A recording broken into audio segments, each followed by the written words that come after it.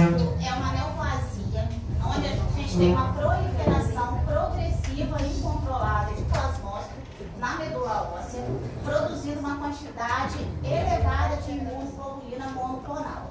Né? O que são os plasmócitos? Que células são essas?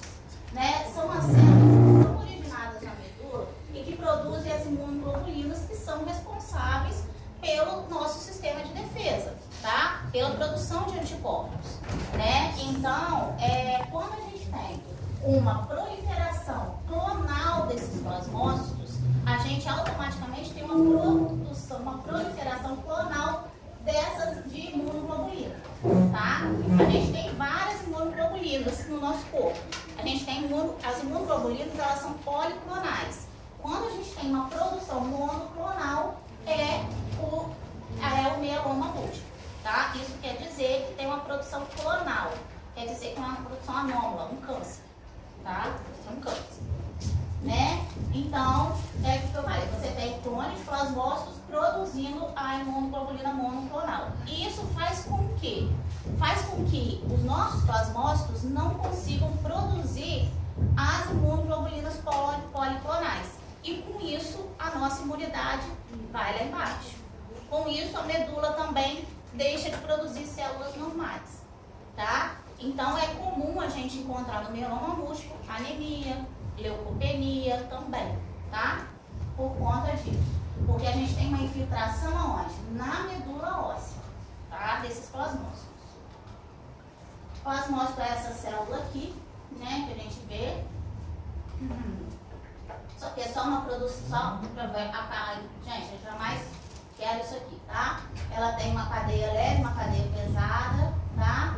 Enfim, o mieloma múltiplo, ele faz parte de 10 a 20% das neoplasias hematológicas. Isso é uma incidência alta, tá? Mieloma tem uma alta incidência, a gente tem que pensar em mieloma, né? É 1% de todos os cânceres. Nos Estados Unidos, a gente tem 20 mil casos novos por ano, no Brasil, em torno de 5. Geralmente acima dos 60 anos que a gente faz esse diagnóstico. Mais frequente em homem e uma maior incidência em negro. Tá? É aquilo que eu falei. A gente tem um excesso de plasmócitos clonais, uma proliferação exacerbada desses plasmócitos clonais. Com isso, eles ocupam a medula óssea toda, tá? Assim, toda assim, né? Uma boa parte da medula óssea. E aí, levam o quê? A atividade osteolítica, né? Ele leva uma destruição dessa medula óssea, como se fosse uma destruição óssea, tá? Aumenta a produção de imunoglobulina monoclonal e diminui a policlonal, acarretando em quê? Numa imunidade mais baixa e um risco maior de pegar infecção. Então, esse paciente é imunodeprimido, tá? Como manifestação clínica, a gente tem uma porcentagem alta de dorose, de lesão óssea, né? E dorose automaticamente, né? A gente pode ter anemia, aquilo que eu falei com você, por conta da diminuição da produção da medula, né? O déficit nessa produção de células normais. A gente tem astenia por conta de anemia. E a gente tem uma outra coisa, uma hipercalcemia por conta daquela destruição óssea, né? De lesão óssea também. E a gente tem isso uma insuficiência renal. Isso pode levar, vou explicar por quê, tá? Pode ter emagrecimento, como qualquer câncer que consome o paciente, tá? A manifestação óssea, dor óssea, é por lesões líticas, né? Podendo levar a uma osteoporose e isso pode levar até uma fratura também patológica, né? Então, geralmente o mieloma múltiplo é aquele paciente que chega referindo bastante dor. E podemos ter uma fratura sem ter trauma, sem ter uma causa, a princípio, aparente, tá? Professora, minha mãe faleceu de mieloma múltiplo. Aí ela nunca caiu.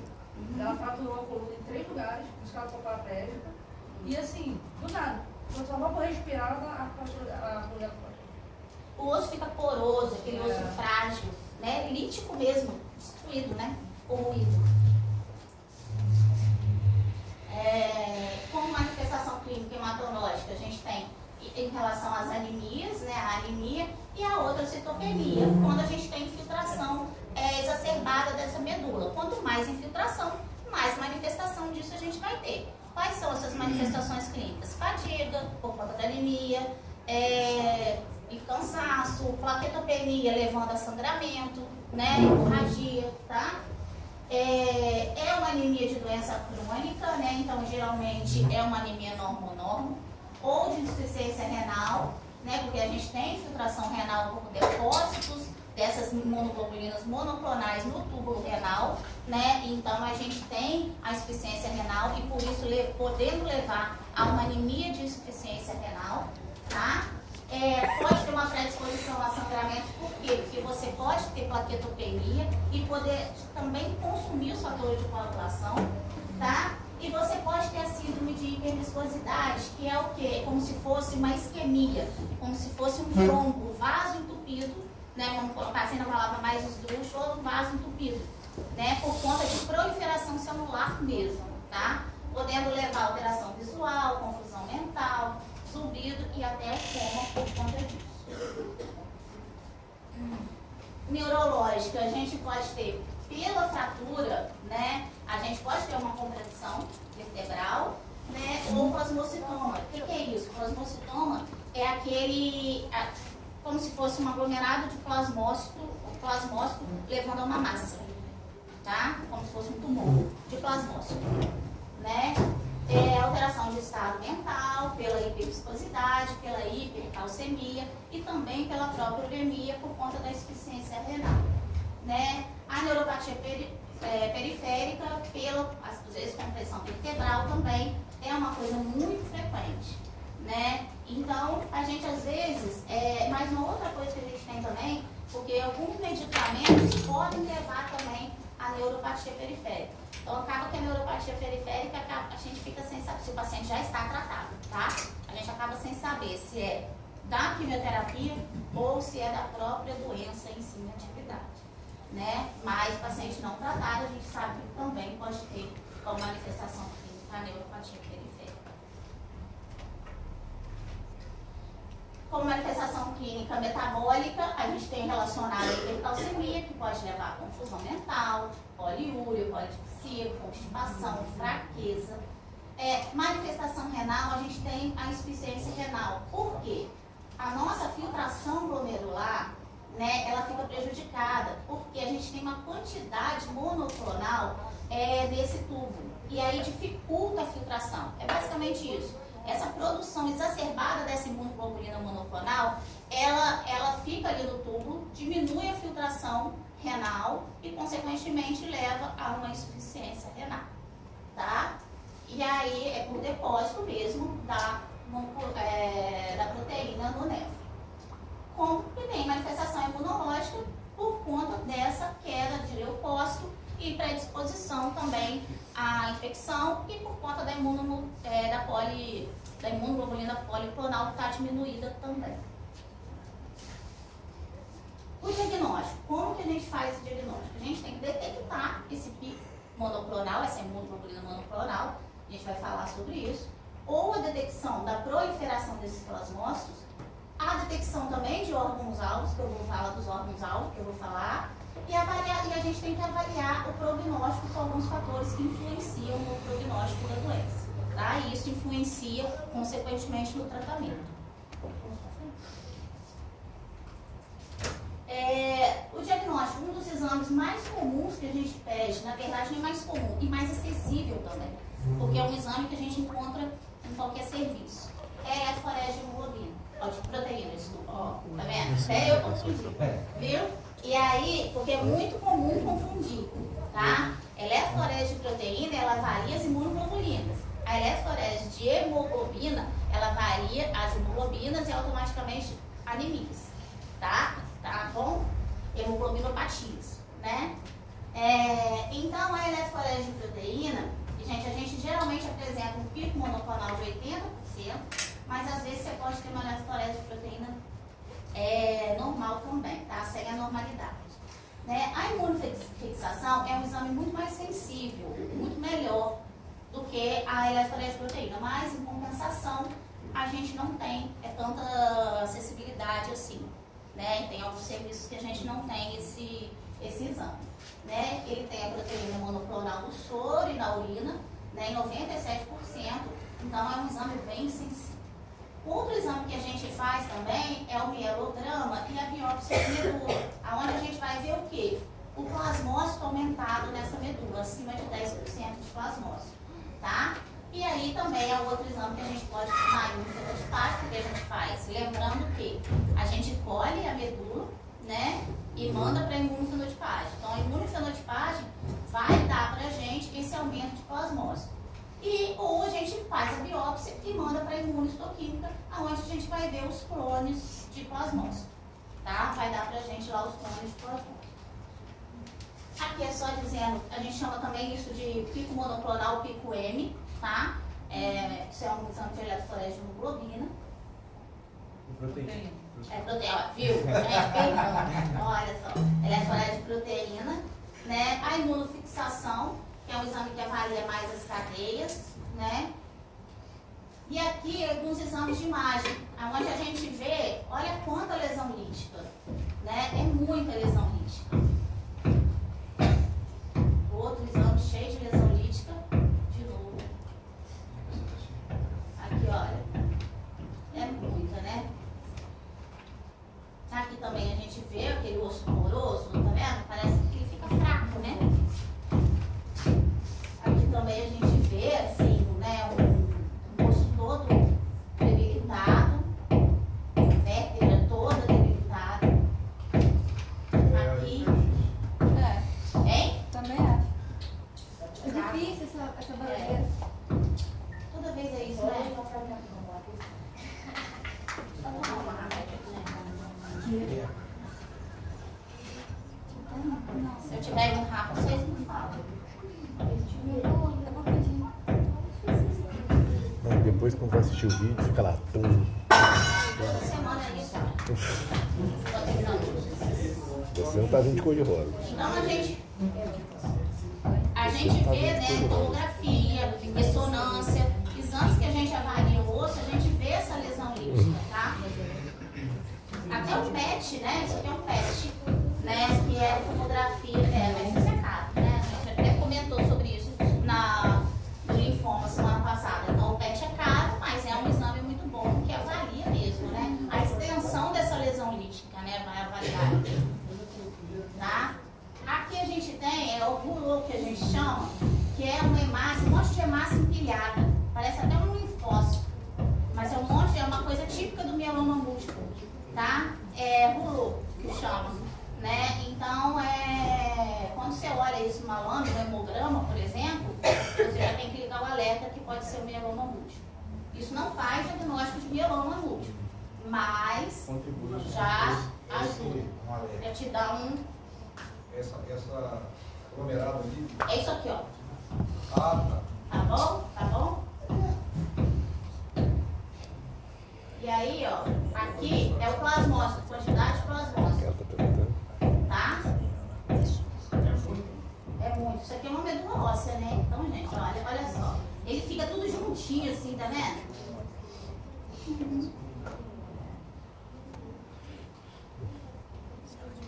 Isso aqui é outra medula, né? Muito rica também, plasmócito. Praticamente você só vê plasmócito, né? Aqui você vê um linfócitozinho ou outro, mas assim, praticamente você só vê plasmócito. Você não vê série branca praticamente aqui. Você vê série vermelha, mas a série branca. E aí, importante, tá? Então, como que a gente faz o diagnóstico de mieloma múltiplo? A bateção realmente está complicada. Como que a gente faz porque a gente tem que obedecer a critérios diagnósticos, né? Lembrando que a gente pode ter umas variações do mieloma múltiplo, tá? A gente tem a gamopatia monoclonal, né?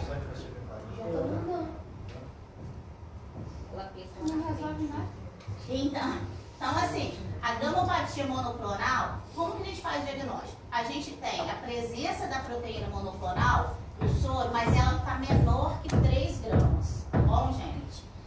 No mieloma, ela está maior, né? E o plasmócito na medula está menor que 10%. Não, pior que é lá em cima. Se fosse aqui, eu já... Se fosse aqui eu já tinha falado. Tinha gritado, É, não. com certeza.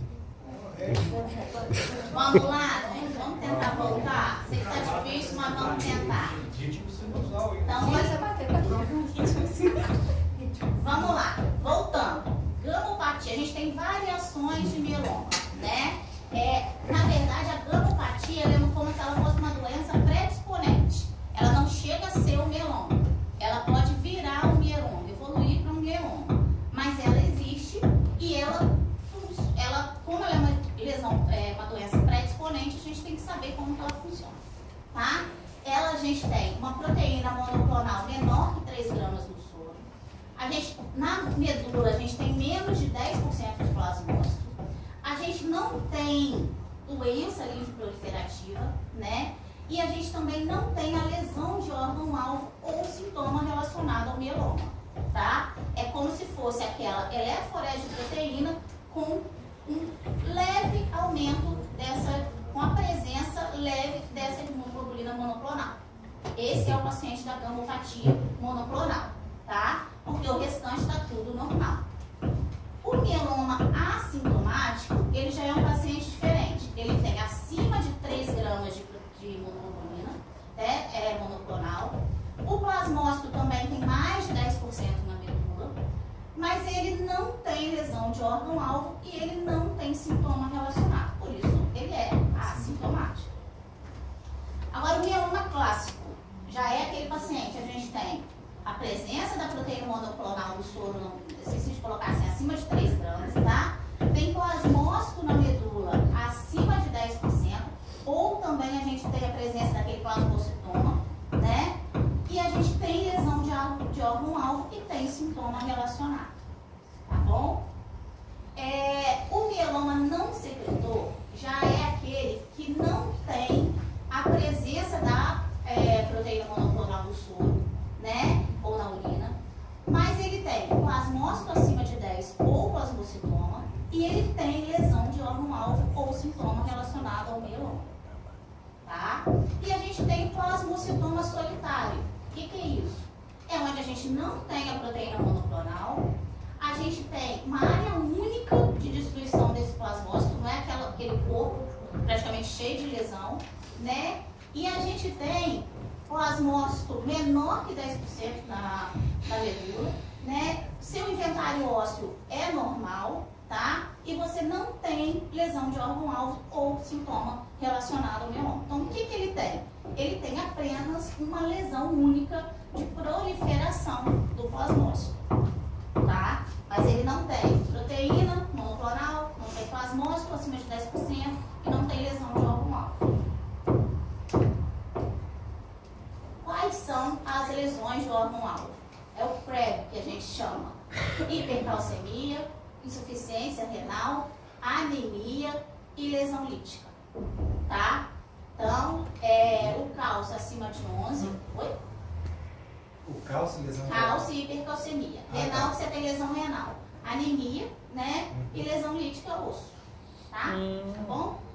Tá? Anemia menor que 10 ou abaixo de 2 gramas. Anemia normal. Geralmente, tá? É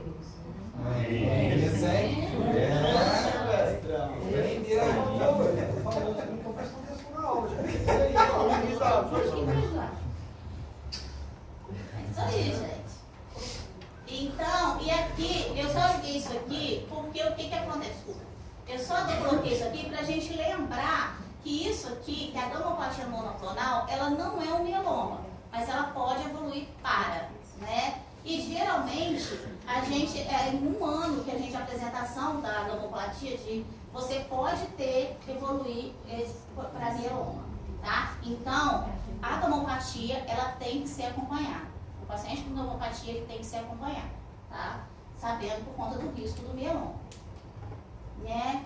O prognóstico da doença, né? É uma doença progressiva, é uma doença ruim, né? Infelizmente é um câncer, né? Então, ele tem geralmente uma sobrevida de 6 meses quando não tratada e 3 anos com quimioterapia sem transplante.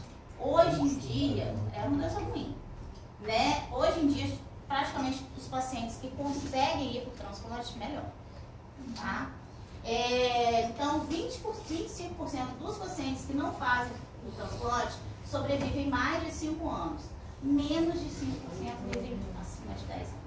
Então, hoje o transplante é o tratamento melhor para mieloma múltiplo, tá?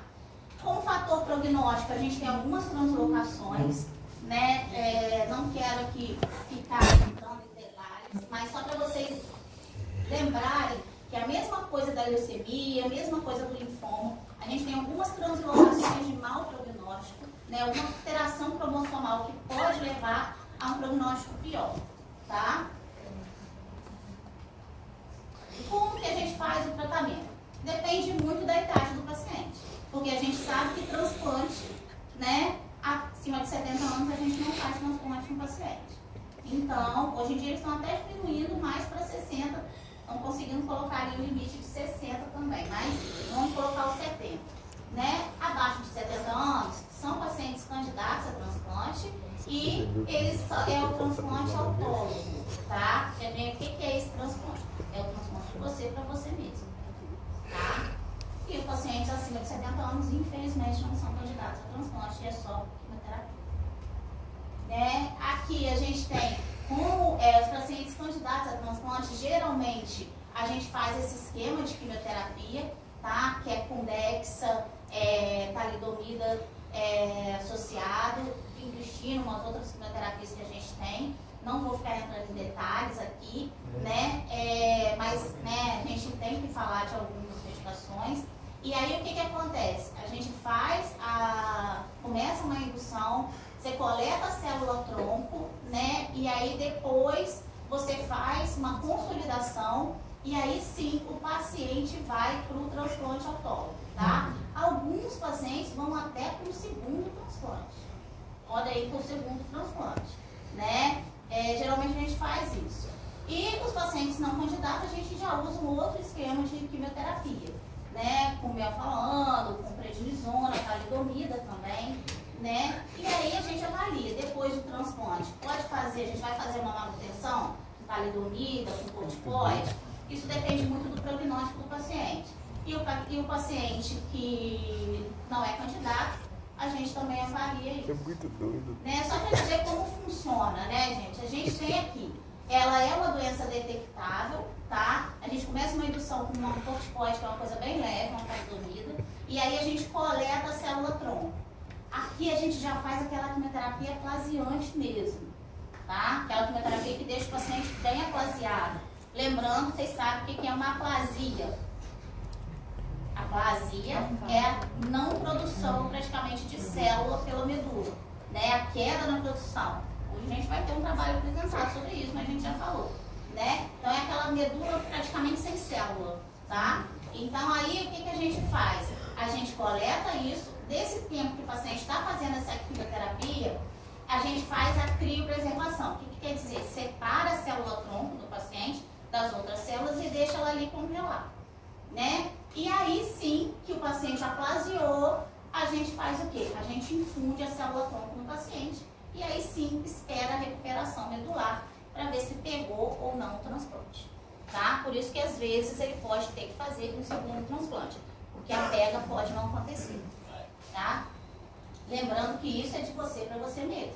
O paciente que é um transplante alogênico é totalmente diferente, né? Mas não é o caso do mieloma, tá?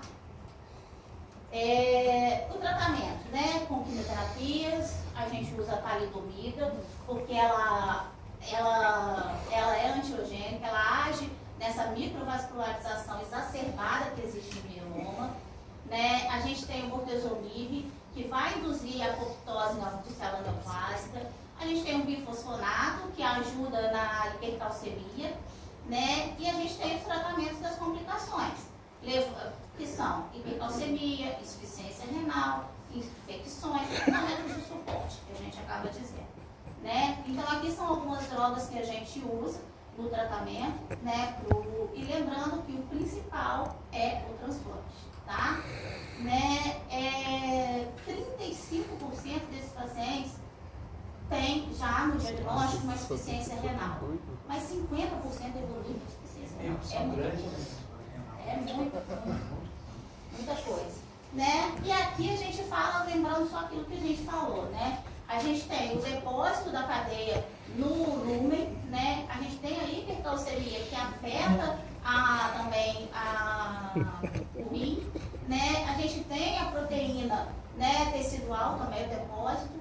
E como é idoso, gente, também, né? Geralmente o diagnóstico é idoso, a gente tem uma outra coisa que sobrepõe, que é a desidratação, né? A desidratação, o idoso geralmente tem uma desidratação, né? Não digo fisiológica, mas ele acaba tendo. Tem a infecção, que também pode fazer uma lesão pré-renal. Outra coisa é o uso de anti-inflamatório abusivo, porque é muita dor. O paciente tem muita dor. Então, o uso de anti-inflamatório também pode levar a isso, né? E os contrastes radiológicos também podendo levar à lesão renal, né? Essa alteração, né? Porque o contraste ele é filtrado pelo rim, né? Então, se você faz muito contraste, você pode levar também a uma insuficiência. Ser mais um fator para lesar o rim, né? Então, no mieloma a gente tem, além daquela coisa básica dele, a gente tem coisas associadas, né? E aí, para terminar, a gente tem que pensar, o mieloma não é raro, né? A gente sempre tem que pensar, aqui ó, anemia normo em idoso, tem que ligar o alerta, tem que pensar em mieloma, tá?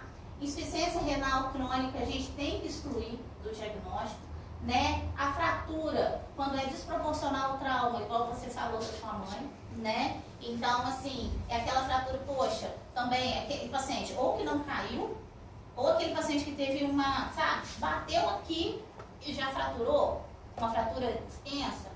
Então, a gente tem que pensar, né? Fratura de vértebra ou compressão radicular, a gente também tem que pensar, né? Pensamos em mieloma, o que a gente vai fazer? Eletroforese de proteína, principal exame básico, exame que a gente consegue realizar, fácil, tá? Imunofixação de proteína, ótimo se a gente conseguir, né? A gente não precisa pedir proteína de Benson Jones com a proteína de cadeia leve, tá? Porque ela, muitas das vezes, ela não está positiva, mas antigamente se dosava muito proteína de Benson Jones, né? E lembrando que quanto mais precoce a gente iniciar o tratamento, como toda doença neoplásica, a gente tem o melhor prognóstico, tem uma chance de cura um pouco maior, tá bom? Aulinha pequena, mas importante, não menos importante que as outras, tá? Alguma dúvida? Não?